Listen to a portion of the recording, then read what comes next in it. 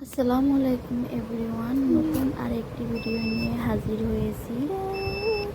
আজকের রেসিপিটি হচ্ছে অতি সহজ ও ঝটপটে তৈরি করা মিষ্টি কুমড়ার ভর্তা। প্রথমে আমি মিষ্টি কুমড়োগুলো ভালো করে কেটে নেব।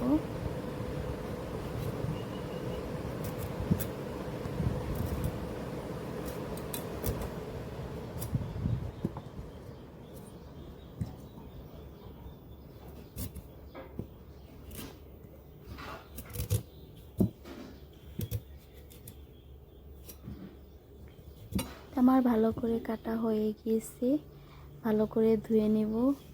নিয়ে এটা আমি চুলায় একটা প্যান বসিয়ে দিব, দিয়ে এটা আমি সিদ্ধ করে নেব।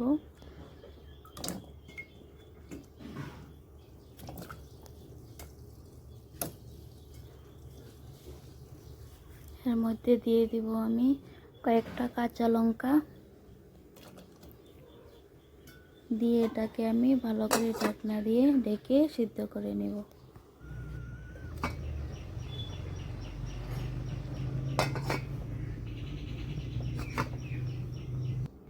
এটা আমার সিদ্ধ হয়ে গিয়েছে, এটাকে আমি ঠান্ডা করে নিয়েছি। এখন আমি একটা কাঁচা লঙ্কাগুলো এটাকে আমি ভালো করে ভর্তা করে নিব।